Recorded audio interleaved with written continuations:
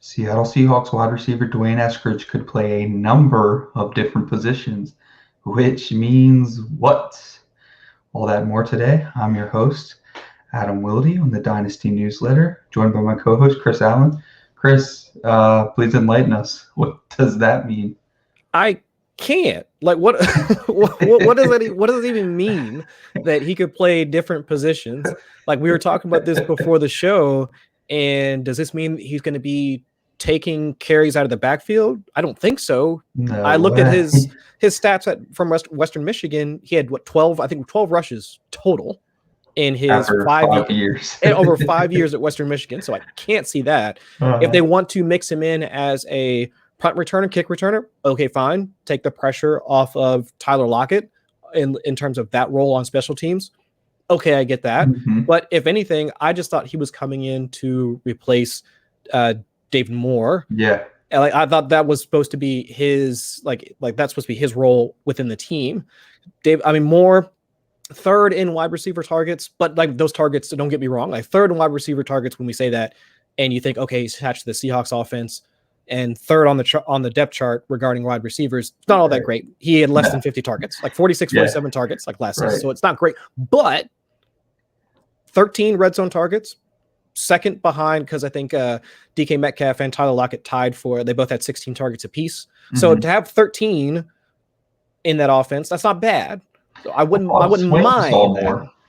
No, surprisingly enough. I mean, but the funny part is, if you think back to the 2020 season, there were times where it'd be like Tyler Lockett, we were expecting him to have another one as blow up week. DK Metcalf to have a week that was at least relevant compared to some of the valleys for his value, but then it would be more popping up for a touchdown here or there for like a 40-yard bomb or something like that. Right. So I get the idea that Eskridge could be a larger part of the offense. I mean, if we look at his athleticism profile, like coming out of Western Michigan, I mean, he was one of those guys that we would want to have some sort of exposure to, at least from a rookie standpoint. What was it, like a 4.4, 4.45? Track guy. Yeah, I mean, so we want that type of profile. So, and I think if there was anybody to wind up drafting him, I mean, he's got second round draft capital. So if we wanted a team to go after a guy like this, I mean, everybody's talking about what Tutu Atwell can do with the Rams. I still think that Eskridge could wind up being at least in a similar role for the Seahawks. It's just that we don't know what the Seahawks offense is going to look like in 2021 after the whole Pete Carroll coming out, saying that he doesn't want to, or at least lamenting over the fact that they didn't run the ball more. We'll see how they wind up at least changing from using Shoddy as their offensive coordinator and then transitioning into what they're going to do in 2021. But either way, draft capital is there. I mean, he's got second round draft capital. Situation is there, being attached to Russell Wilson. We'll see if they let him at least, maybe not cook, but maybe just, work a griddle or a skillet or something like that. And then he also has the athletic profile for a guy that if he moves into that role in replacing Moore, then that would be the guy that I would want to, at least the athletic profile that I would want to go after in rookie drafts. So where are we seeing him in rookie drafts at this point? I was talking about the 210 yesterday. I think he's that. I've seen him everywhere from late second to late third. And where do we take him in our mock? I think it was like when we talked about it last week. It was towards the back end of the second. Yeah, back end of the second. But he did make our 2-round mock for the record. So, yeah, I mean, we rank him in the second round. For sure. So I think that's where, at least in my mind, regardless of what the coach speak is or the narratives are or whatever, I think he's properly valued. And if you wanted to move him ahead based off of all the stuff that I was just talking about, then I would not have much of an issue with it. I think I'd put him at what we said. Amari Rodgers would probably be around the 206, 207, somewhere in there. I think what we said is Amari Rodgers and Amon-Ra St. Brown are back-to-back. Specifically, I think Amon-Ra St. Brown is my 206. Amari Rodgers is my 207. And I'd probably be fine with Eskridge around 208. Yeah, I think that's about where I would place him at. So I think that it is good to hear that they're already talking about how they can utilize a guy like Eskridge in the offense. And then hopefully we'll continue. Like, this could be the start of that rookie drumbeat that we always went to hear about, like during the offseason, where it was, what was it last year? It was Antonio Gibson working into the offense. I mean, it was Justin Jefferson, but negatively, because right during the offseason last year, he was struggling. Mm-hmm. Yeah. I mean, he was basically second string. Nobody knew if he was going to be able to catch up, and then boom, 1,400 yards. Yeah, it was like didn't know the playbook and then just started going after week 3. Yeah. So I still think that this could be the start of that drumbeat for him during this offseason. And it's good to think that that's what we're already seeing all the way in May before we even get to camp. Right. So let me read you all the full quote. Seattle Seahawks wide receiver Dwayne Eskridge could play a number of different positions in addition to wide receiver, coming from whatever that means. John Schneider. So we tried to look for the full blurb, did not find it. I can't find any context for that. So we'll speak on what we know. Yeah. I'm assuming that just means multiple different wide receiver positions, X, Y, and Z. I don't know that he has that ability. I think he is a 1-for-1 for David Moore, but probably better draft capital on top of that.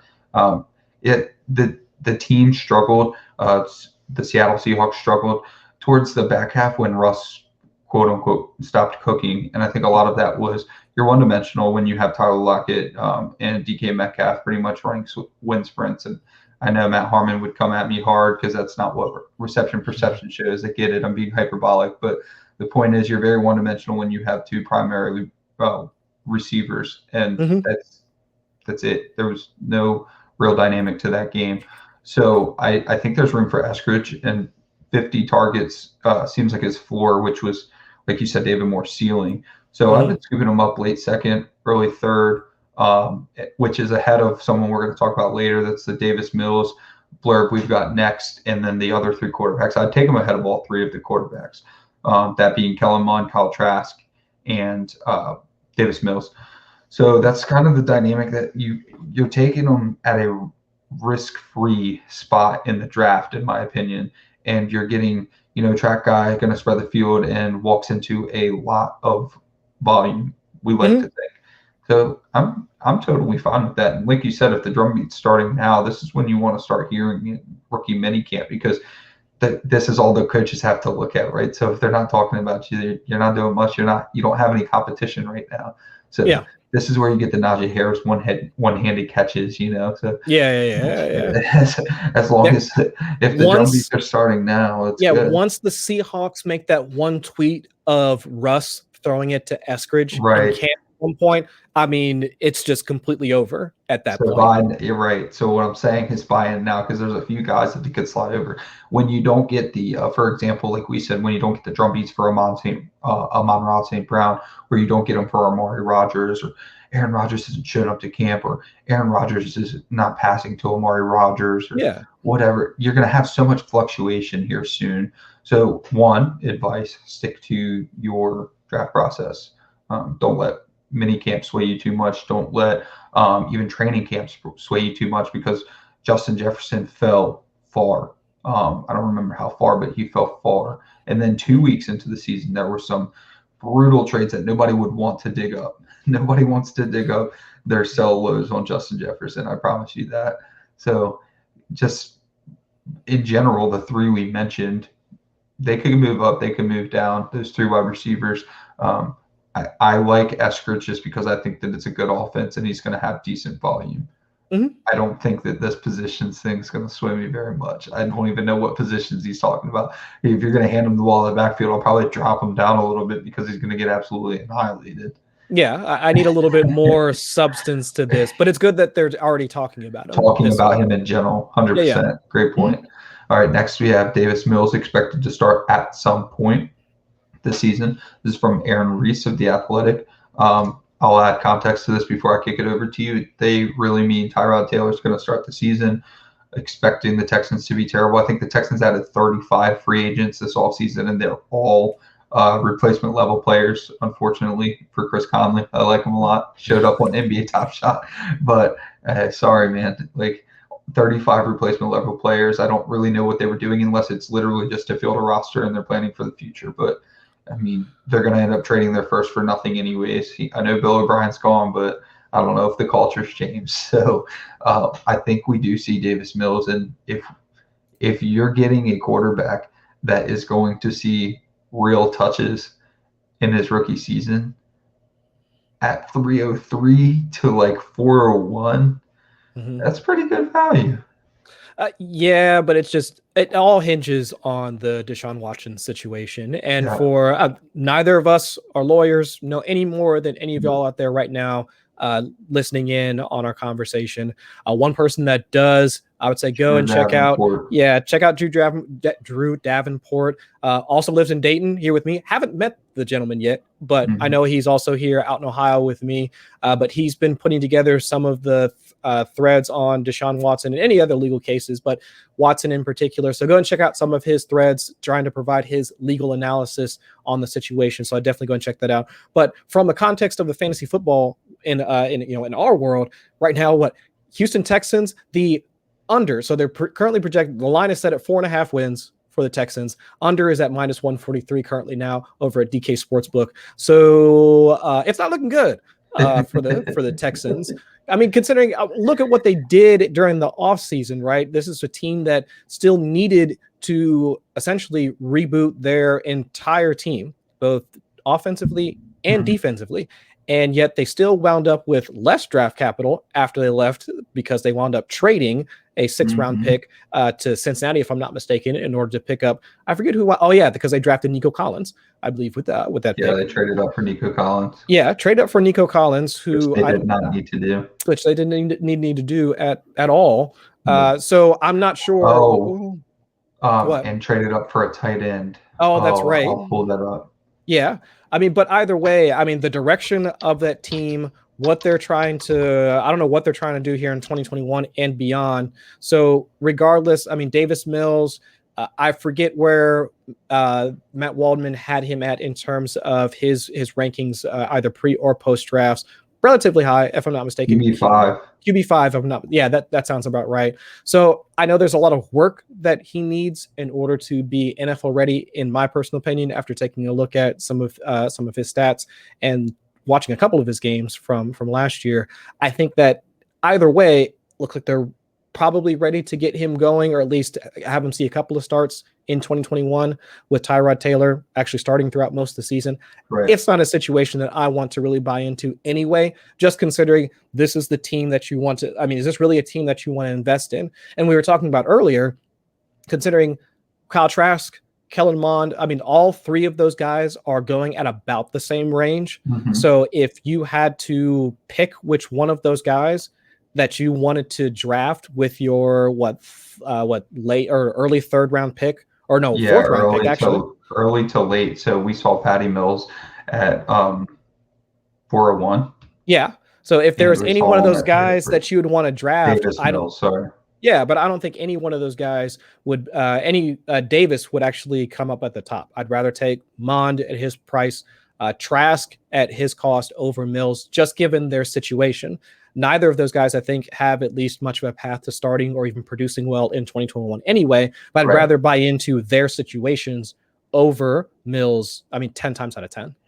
Yeah, so getting this quote from a reputable source kind of made me think about it for a second and think maybe I do need to boost him a bit. So all three of them have paths to actually contributing in an NFL program, if you think about it.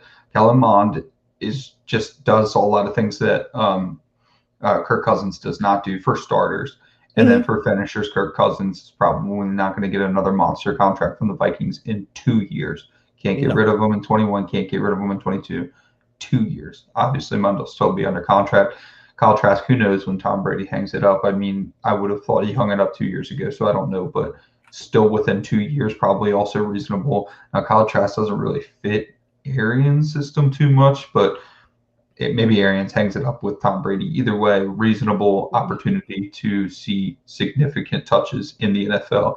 Sure. And then now you have Davis Mills, and you think about it, and he's the only one that has potential in 2021. However, dig past the surface level on this one. If he's in, it's because their season's completely in the toilet. Unfortunately, if their season's completely in the toilet, they're going to have to win one next year. So with that being said, he's probably gone.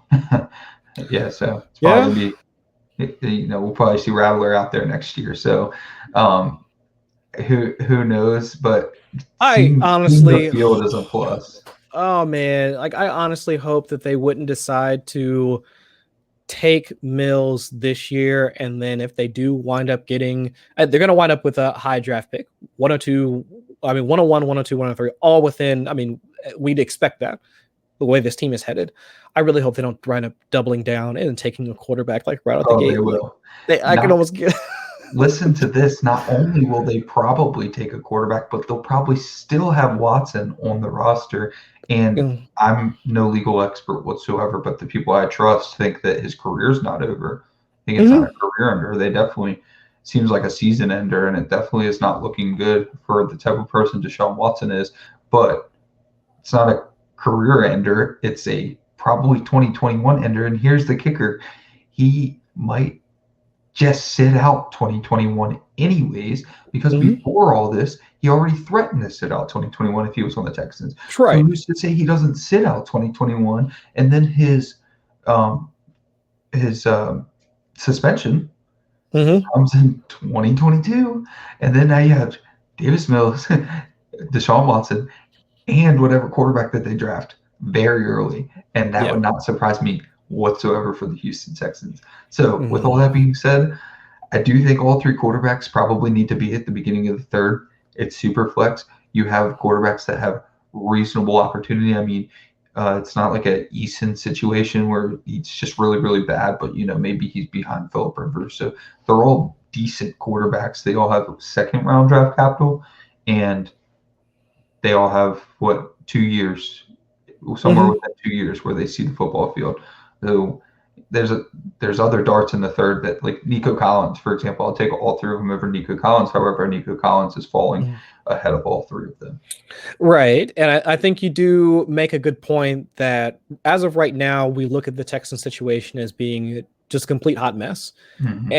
But situations can change. They could wind up making the right decisions over the course of the 2021 season. Make better moves in the draft for 2022, and then set up a guy like Mills to succeed once he does become the full-time starter, if that's the plan for him. So it's possible, and maybe we shouldn't try and take as much of the current situation when trying to figure out what the value of Mills is currently, because he does have at least the tools to be a, let's say, replacement level quarterback within the league. So we should value him as such. So I do think that a third round cost for him at this point seems better than any of the other guys, like you just mentioned, Nico Collins, that you might be able to draft at that point. So if you're at the 303 and all three are available, which one would you take? Probably still Mond. Because again, but it's still, I'm still stuck on the situation portion for all three of them. So for me, it would probably be Mond, Trask, and then Mills.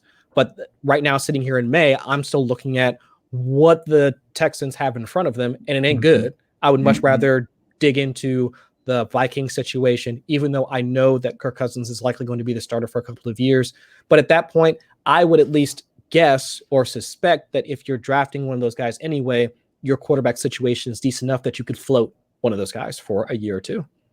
Yeah, I think you're absolutely right. But with all three situations being so murky, I believe you're right on the way that you listed them. But the process for getting there is really it's subjective. It's subjective for absolutely. If Arians doesn't leave, then Kyle Trask does not fit in his system, and then we don't really know why Kyle Trask was drafted there.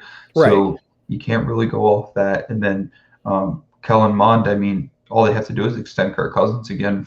They should have not given him the first contract. So who's to say they don't give him another one? Maybe they love him. So there's your Kellen Mond. So I think what we can really do is just revert back to the process. And I think Kellen Mond was the most talented of the three. So you probably just go Kellen Mond first. And they all have a reasonable chance of working out. Ironically, the player who plays first probably in Davis Mills probably has the worst situation, which is kind of crazy. The only thing you can really hope for is if your pre-draft process said that Davis Mills was a productive quarterback, then you think he sees the field and you think he does well, and you think they don't draft a quarterback next year. Because when you go Davis Mills. Because it's completely within the range of outcomes that Davis Mills winds up making a couple of starts towards the back end of the season. He plays against, let's say, a weaker defense or something like that, and he winds up having like a Gardner Minshew I was going to type say the of exact same thing. type of. I mean, he could have that type of stat line. Gardner Minshew got a year, and we could be completely okay with how he what he can provide for fantasy, and without too much of an issue. Because let's see, week 15 they play against the Jaguars. Entirely possible, given the Jaguars defense still in rebuild mode, that he could wind up having a decent outing. That could be his one start or his second start, and we see him post 20 plus points, and then our viewpoint on him as a collective completely changes. Like, oh, he could be good. He scrambled for 30, 40 yards. He threw for 200 and a touch, so he's decent. Okay, everybody's happy. So while we are looking at his value from a situational standpoint, him being attached to the Texans, situations can change. And once we see him out on the field, he could do enough that we start to question, all right, where do all three of those guys value wise, how they might change from a ranking standpoint. And here's another thing that it would behoove us not to consider is that when you're sitting at 305, 306, 307, and Kellen Mond and Kyle Trask are already off the board, and you're staring at Davis Mills, how many starts does he have to have, and how productive does he need to be worth a 2022 second? Because you could essentially turn your mid-third to a 2022 second with just one or two good starts from this guy, and the potential that the Texans don't take a quarterback early next year. And like you said, with the Gardner Minshew point, I was just about to bring that up, is that he got a year, and I was actually on the train like Gardner Minshew's done nothing to really make the Jacksonville Jaguars draft a quarterback. This is before last year, and then they did it, and then they gave him a year, which I thought they should have. Then he didn't produce, and now you have Trevor Lawrence. So the same exact thing could happen with Davis Mills, except for the fact that one, Davis Mills was a second rounder, not a sixth rounder, and two, Davis Mills could do good. He could be productive. Like Gardner Minshew got the shot that I thought he should get. He didn't make it happen. Doesn't mean that Davis Mills will not make it happen. Though there is a path there. If people already made the decision for you, like if Trask and Mond are gone, then I'm actually happy because I have to fall back on that. I didn't have the option to take Kellen Mond or Kyle Trask. I just had to take Davis Mills. So if I'm the first, maybe I trade back. Maybe if it's 303 and all three quarterbacks are available, maybe I trade back to the 306, see if I could get another third or something. Well, yeah. So I'll have to make that choice. Well, if you don't want to make the choice at all, why don't you just draft Ellinger? I don't even think he's getting drafted all that often. So if you don't even want to take any of these guys with your third rounder, just wait and get Ellinger afterwards, and then just hope that Carson Wentz flames out sooner rather than later. That's a fair point as well. So now we have to get some more exciting news. Yeah. Kelvin Benjamin signs with the New York Giants. Okay. We mentioned Tim Tebow last week. If you're in a 1,000-player league, sure. Probably shouldn't pick him up. No, I don't think so. And it could just be another signing. I would be really surprised if he actually survives all of the cuts that happened this offseason.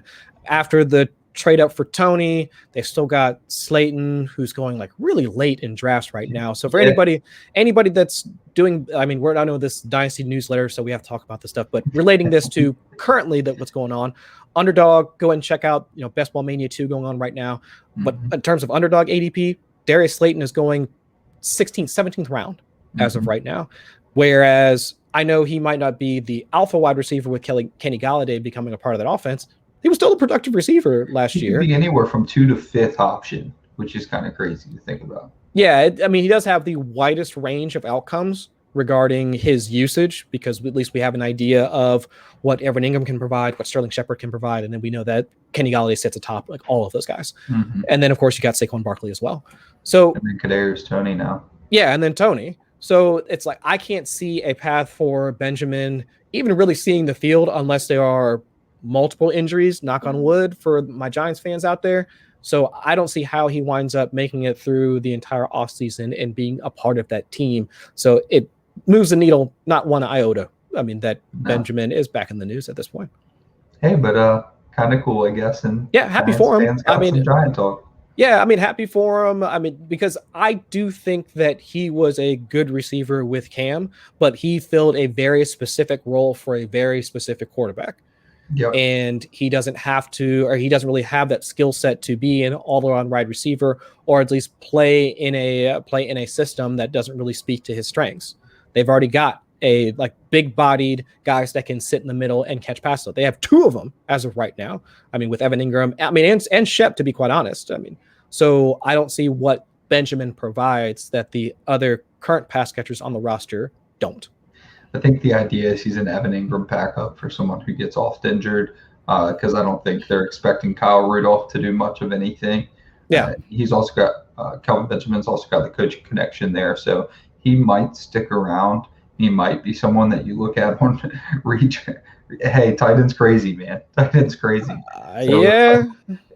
You might be writing for Kelvin Benjamin waiver wire pickups this year. I refuse. He'll be the redacted. Like he'll be redacted in any of my write-ups, just like when Josh Hermsmeyer redacts people from his air yards model. I'll just do the same thing for Benjamin. And actually, Kelvin Benjamin was redacted from his model too. I think. Yes, he was. I believe he was.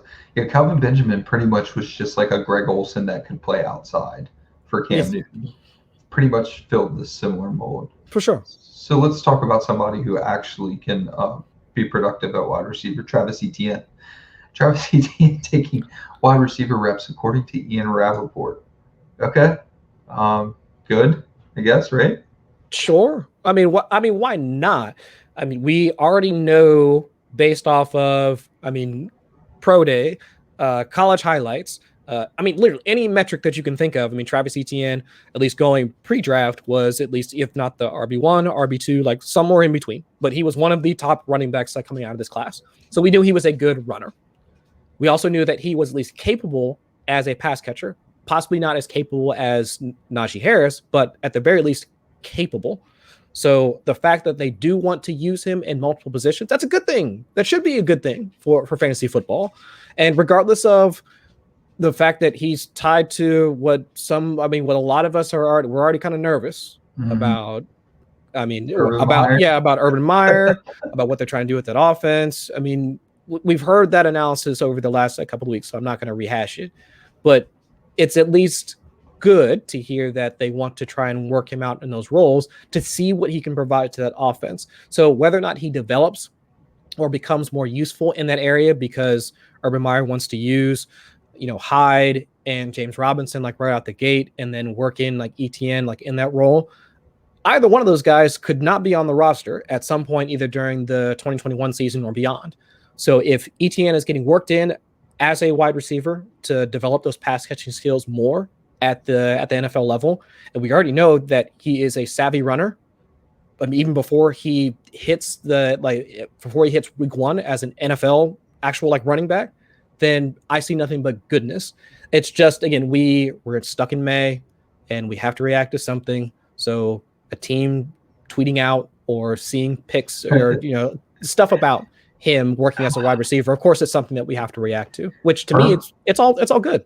Urban Meyer speaks with such confidence and conviction about the weirdest things, and he's going to extra himself out of the NFL. Like you don't need to be that extra. You didn't need to tell us that he was just a wide receiver at minicamp. You did not need to play him at just wide receiver. Put the dude out wide when you're running your 7-on-7s or you're running your skeleton, and let the dude run routes like every other running back does. But instead, he had to put himself in front of a mic and let everybody know, oh, I'm just letting this guy take wide receiver steps. So you're telling me that you had James Robinson, who was legit good, not just like accidentally good, not Reichel Armstead had severe COVID and James Robinson did okay. Like by every metric, James Robinson was legitimately good at football. Yes, an undrafted free agent. Also, an undrafted free agent who rushed for over 1,000 yards in his first year and was incredibly efficient. So you're telling me that you drafted a running back in the first round when you had James Robinson, and now you're just playing him at wide receiver after you blew everything up in your face about saying he's going to have a third down and passing down role. What? So, okay, so you like James Robinson is what you're telling me. And maybe. I don't know. Why won't he let his first round? Why would his first round running back not be playing running back after putting Are you more scared now after the ridiculous quotes that were like, "Oh, that's just good speak"? I'm not listening to that with the third down roll and the passing down work roll. Obviously, we brushed that off. When the dude actually spends an entire minicamp at wide receiver, a little scared. Oh, if that happens, then sure. But I'll question the entire organization if that winds up happening. Someone's got to say something to this man. Well, yeah. But if anything, this is another nail in the coffin. I mean, for folks that were drafting him last season, I mean, Paul went out for Laviska Shenault. I mean, how is that man supposed to see any path to relevance when to take his spot? Yeah, because they got Travis Etienne out there taking wide receiver snaps. We got his head coach out there lamenting over the fact they couldn't get Kadarius Toney in the draft. It's already it's like Laviska is walking into a situation where his head coach doesn't like him, and he's got to prove once again how, I guess, relevant he could be to an offense and how useful, and versatile he can be as both a receiver and also a runner out of the backfield. I think he could do pretty much everything that Urban Meyer had with Curtis Samuel back at Ohio State, but that's for another debate. But back to the ETN thing, it's more of is this just him getting used to or getting the reps at a position that he needs to have multiple skill sets for? Mm-hmm. Because while James Robinson was used in the passing game last season, I forget the numbers offhand regarding his actual his target share. If I'm not mistaken, I want to say 10, 11%. Yeah, 12%. Last season. So all great. 28th in success rate as a runner according to Football Outsiders. All good. I mean, despite the fact that Jacksonville was 28th in offensive yards per drive. So all good things. So it's just, if this is just more of developing and getting ETN up to that level of actually being able to run routes, not just catching dump offs, but running routes, so he can be a true 3-down back, even though we already think that he can be. All good things. But if this extends into rookie camp, then it's all right, I'm out. Let's just see how this happens, how quickly this flames out, and then Urban Meyer winds up back in the college sphere again after this. You made a great point, because I don't think Laviska's value's taken much of a hit, which is surprising. Yeah, considering that they had a plan A and a plan B for essentially replacing Laviska Shenault in the offense. Yeah, I mean, if this is just coach speak, then okay, fine. Well, the guy's really taking routes right now. I mean, they're in rookie mini count, and he's really got videos of the guy.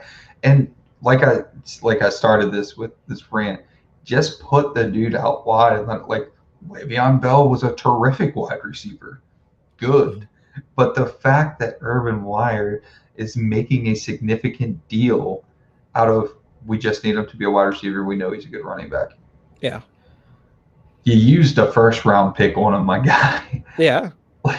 He should probably practice playing running back. But I will say this, in rookie drafts, I do think that Travis Etienne is being actually undervalued. Even by myself, I've noticed it in myself. I'm should I really be taking, should definitely Chase, right? Chase for me. Sure. My situation is Waddle or Etienne.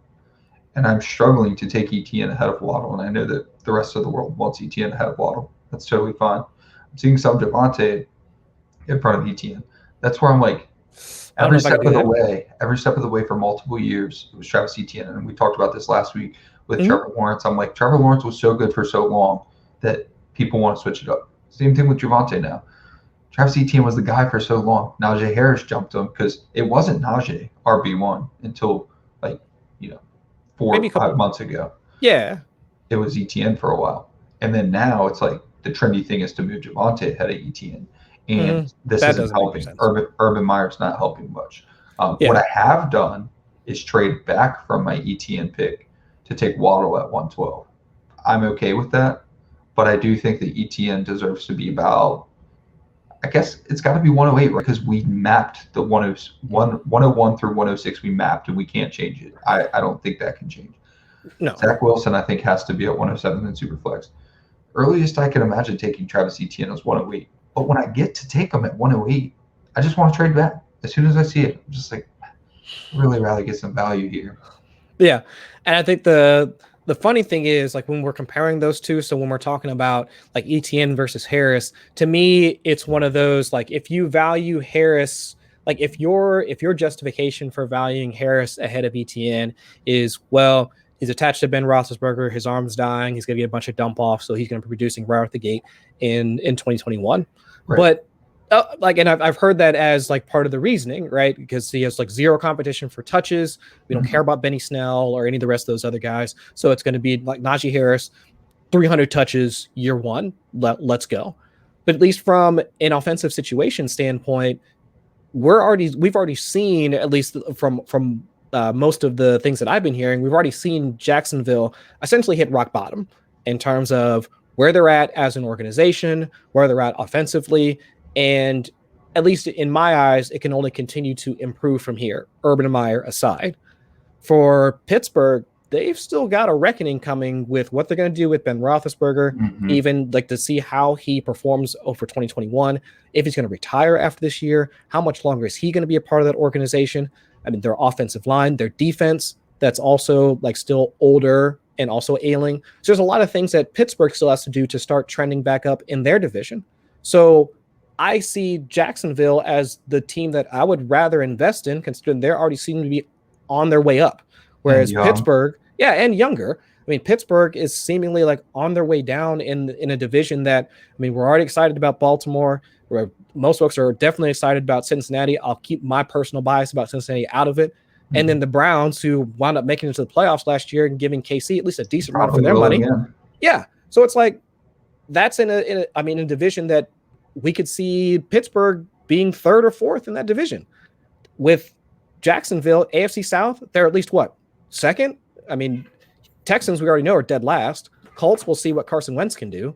But I mean, it's entirely possible that we could see the Jaguars banging on enough wins to wind up in a wild card game in year one, like with Trevor Lawrence, like as their quarterback in year one. So for me, Travis Etienne at least has the longer, I think, what is it, over to give them credit over player profile, they have a lifetime value. If I'm looking at things from a lifetime value standpoint, well, I can already see Etienne having the higher lifetime value attached to him just because of his current situation and where we see Jacksonville currently ascending as an offense, where Pittsburgh, I don't know what they're going to look like over the next couple of years. Yeah, that's a good point. And another thing to consider with Etienne is like 108 is good value for him. I think you have to draft him there. If I can't trade back, I'm happy with him at 108 in Superflex. Everything about Travis Etienne's situation has nothing to do with Travis Etienne. He's a phenomenal running back. He's got receiving prowess, excellent vision. He's going to be very productive. What I think it kind of leans on is if you give James Robinson touches, he's going to be valuable with the touches. If he's valuable with the touches, he's going to see the field more. He's his value, James Robinson's value, has dropped dramatically. In best ball, we're seeing it. And we mentioned things like best ball and redraft because whether we like it or not, they affect dynasty value. I mean, dynasty is a long-term game with impatient owners. So just because the game is long-term doesn't mean the owners are not impatient. So it's affected James Robinson's value quite a bit.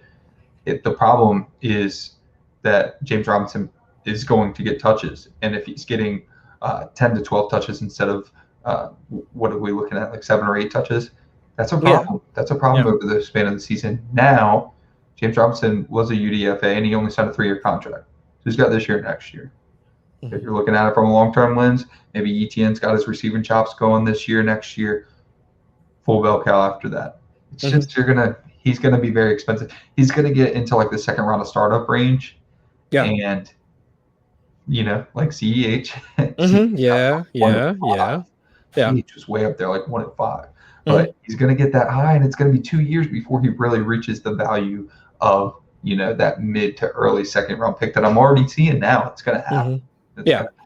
Yeah, I can 100% agree with that. And I'm just thinking, just playing probabilities right here, and even just like trying to think like through what the 2021 season could look like for both of their respective teams. And to me, it's like I can only see Travis Etienne's value kind of ticking up. I mean, not taking like a full-fledged like step forward or anything like that, but I can see his value ticking up. Whereas Najee Harris, even if he gets all the volume attached to a bad offense and doesn't wind up hitting like we think he is, his value starts to tick down, and they could wind up crossing in value at this point.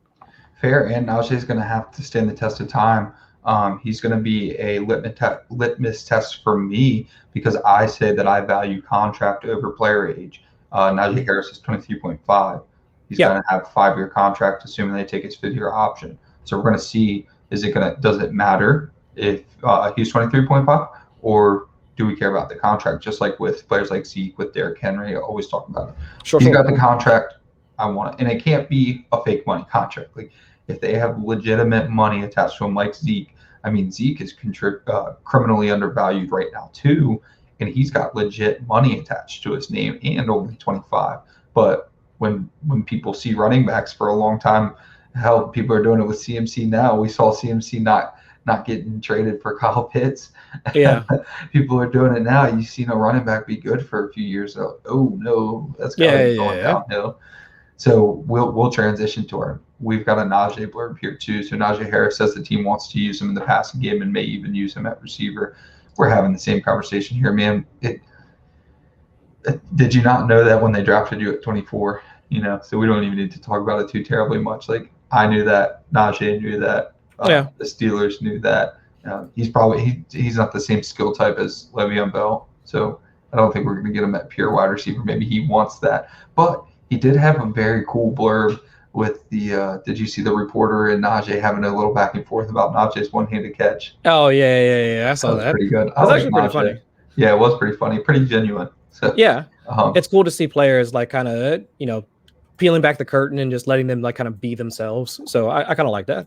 Yeah, absolutely. I like that too. I mean, he basically said, for anyone out there that hasn't seen the blurb, go check it out. Najee Harris is a cool dude. He's got a whole YouTube series that I watched, but he basically said, I've had hands since I was, middle schooler. Like, of course I'm out here making one-handed catches. He's like, how would I not be making one-handed catches?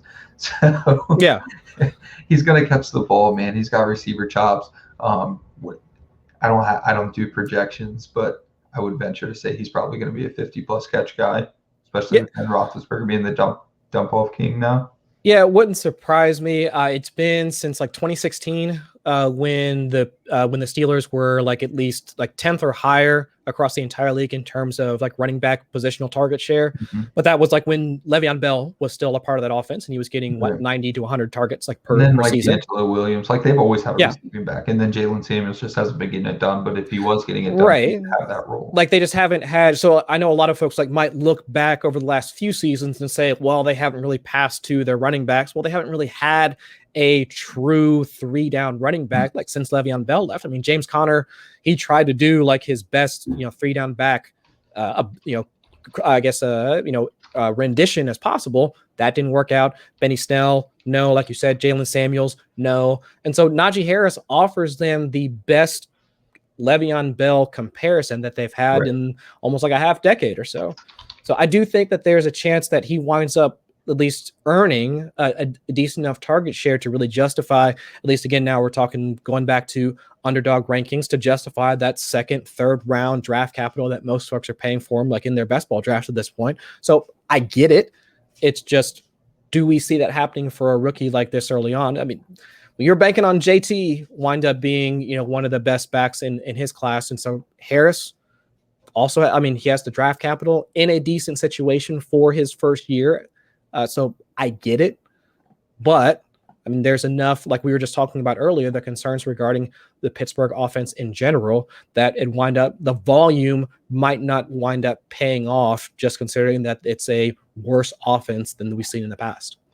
In James Conner's workhorse year, he had 55 receptions, and that's almost exactly what I guessed for Najee Harris. But that should at least be his floor for targets. Yeah, I agree with that. All right. Well, we've got a doozy for the last one. I did not actually expect to see this. So full seriousness. Denver to have a 50-50 QB battle, according to James Palmer. I'm sure that Cecil will talk more about this, but I honestly didn't think that Teddy was going to get much of a shot. I think he should. I think he is actually probably better than Drew Lock in all seriousness, but neither of them are really the answer. And if Aaron Rodgers is obtainable, they're going to get him. But what do you do with either of them in Dynasty between Drew Lock and Teddy Bridgewater? For me, it's more of if you had Teddy, you happen to draft him as like your QB2, QB3 or whatever when he was a part of Carolina, you're holding him. Honestly, if you can get anything for Drew Lock or Drew Trubisky at this point, then if you want to move on from him, if not because of the Teddy thing or because of the possible Aaron Rodgers thing that's going on right now, we don't know what that's going to look like. But if you want to get out from under him, I totally understand. I totally understand that at this point. I think after last season, when Teddy was able to sustain 3,000 scrimmage yards players back in Carolina, now he finds himself in a situation with, I would say, maybe not the same, but I would say at least equitable situation. We've got Cortland Sutton coming back from injury, Jerry Jeudy now coming into his second year. So we'll excuse the drops from year one, maybe stay off social media for a little bit. Noah Fant, the backfield combination between Javonte Williams and Melvin Gordon I'm still holding out hope for Mike Boone, but I'll leave that alone for the time being.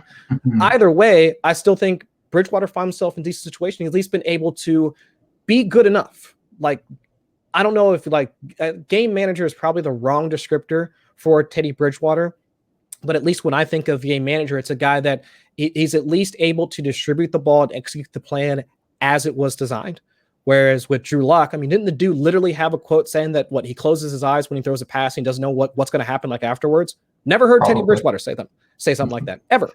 So I do think that at least with the way that Teddy, regardless of the results, he's able to command an offense in the way that I think that Vic Fangio and the rest of the coaching staff would want them to execute. And now with that defense becoming at least coming back healthy, also with the investments that they've made in defense as well, they need a guy like Teddy Bridgewater that will allow them to essentially play like how Washington attempted to play last year, where it's you have a solid defense. All you need is a serviceable quarterback that's not going to lose you games, make terrible mistakes, turn the ball over, and wind up losing you the game. They need a guy like Teddy where they can lean on the defense, let Teddy move the ball down the field, get their 21 to 24 points. I think would probably be enough in order for them to skirt by 27 if Teddy winds up having a good day. But I think that's what they're looking for out of their offense, and Drew just hasn't been able to do it. All right, Chris, I'm going to put you on the spot in a second, but first we've got to talk about our early bird special. So if you go over to footballguys.com and check out the orange button, you'll see the subscription for the early bird special. It's not going to be an early bird for too much longer. I mean, Chris and I have been working all offseason, but the offseason's got to come to a close. So if you want us to do the work and you do the winning, head over to footballguys.com, look for the orange button, click it, and get your early bird special discount. Now, Chris, I want to put you on the spot because you mentioned trading Drew Lock, which I would do if I could. But here's the problem. You're taking a third. You got to. No one's giving you a second right now. There's no way. For one, before the QB battle, somebody sent me a message. What would you like for Drew Lock? And I said Jalen Reagor. They did not respond. So it's not happening. You're not getting a second. So you're taking a third. We talked about three quarterbacks that we think should be going 301, 302, 303. If it's Drew Lock, Kellen Mond, Kyle Trask, Davis Mills, which one do you want? I'd still take Drew Lock. Okay. I think I'd still take the exact same thing. Yeah, I think I'd still take Drew Lock because even if Aaron Rodgers comes in, even if he loses the job to Teddy, I think he's shown enough tools that he could either wind up he could basically run the Andy Dalton track for the rest of his career, be a bridge quarterback somewhere else, have a few starts here and there, and essentially turn into our generation's Ryan Fitzpatrick once he gets a little bit older. I honestly think that could be like his career arc. And from a monetary standpoint, that's not that bad, given what Ryan Fitzpatrick has been able to do. And for teams that are for some teams that are in rebuild mode, they could find a place for a Drew Lock and pay him a year's worth. Here, come in, give the fans something to root for over the course of the season, and then we'll ship you off to the next team, after a season or two. And I could definitely see that as being part of his career, or at least his career trajectory moving forward. If things don't go his way in Denver, I think that's what he could wind up happening. So either way, I see him as being at least slightly below serviceable in terms of quarterback starters, but enough that a team would probably look at him and say, yeah, I can squeeze out 7-8 wins possibly out of him, and then we can wind up shipping him off like after the season's over. So you're making the decision because you're privy to knowledge, which is fair, but they're all 4 second-round quarterbacks, and there's really no reason to believe that either of the other 3 couldn't do the exact same thing that Drew Lock did and be in the exact same position that Drew Lock is in now. So it's really, I would probably go with talent. Now, Drew Lock still probably is the most talented of the 4, but I give some thought to Kellen Mond. The problem with Kellen Mond is like Kirk Cousins isn't going to miss games, and do you really need to buy him now when you could maybe wait and just probably pay less for him, like a future third or something for him down the road when people forget about him? Like, for instance, how much does Jordan Love cost now? Oh, yeah, that's a good point. Done nothing. Yeah. So all it takes is a guy that was like, oh yeah, I remember I liked that guy, and you get him for a future third or something like that. That's my excuse for not taking Kellen Mond instead of Drew Lock. Drew Lock's not going to lose that allure. We've seen him play decent football. I would argue we've seen him play a good football game. So I think I do probably go Drew Lock, but that just means you're not trading him. You're not trading him, and you're not trading for him. So right. I don't expect to see many roster moves involving Drew Lock in Dynasty. Well, I mean, let me go ahead. Actually, I'll literally put it on. I'll put on my GM hat. There you go.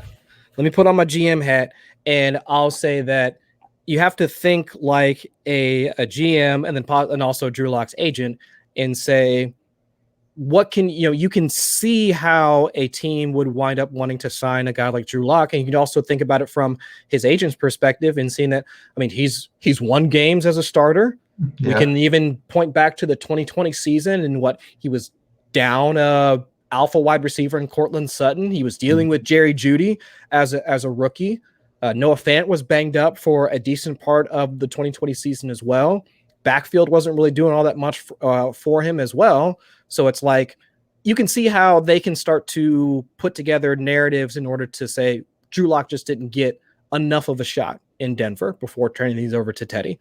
So I could see a franchise kind of taking a look at him, seeing the ability, the possibility, and kind of just squinting their eyes and seeing how they could probably squeeze out at least a decent amount of wins for him with their franchise. With the other guys, it's still just the complete unknown. I mean, they're basically going off of the word of the talent evaluators from another franchise, and without even seeing them hit the field, that's where they really do have to dream. Whereas with Drew Lock, they could just pull up highlights on YouTube or whatever, or pull up any of his game logs. I mean, actual NFL games, and that might solidify him getting a second contract on the team if that happens. All right. Well, that sounds good for me. That's all we have today on the Dynasty. All right, so I get to take off my GM hat. Yeah, GM hat is off. So thank you for joining us on Footballguys Dynasty Newsletter. Remember, we correlate directly to our owner, Joe Bryant's newsletter that he sends out on a daily basis. So make sure you're reading that. And when you're reading through it, you say, that probably pertains to Dynasty. I play Dynasty Fantasy Football. Maybe I'll tune in on Friday and see what these guys think about it. Just a thought. Go ahead and like, subscribe, rate, review, all that good stuff. Anything else for us, Chris? Like Adam just said, like, subscribe, drop some comments like down below. If not on our channel, or if not on for our videos, check out any of the other videos that are currently going on. We've got obviously the flagship shows On the Couch, Audible Thursday nights. We've now got 2 Point Stance with Dave and Lauren. The Mailbag Show just dropped tonight. With Troy King, Celeb Troy King, actually, by the way, Celeb Troy King, and also Dave Mustache as well. Troy King? Absolutely. I mean, but so many other shows going on right now. I mean, also the other Dynasty show with Chad Parson and Jordan McNamara. I mean, there's so many things going on with the YouTube channel as of right now. So like, subscribe. I mean, take a look at all the content we're putting out over the off season. And once we get into the actual regular season, hyperdrive, I mean, ludicrous speed after we get into the regular season. So I appreciate everybody coming out. And then I guess, we'll catch y'all next week. Peace.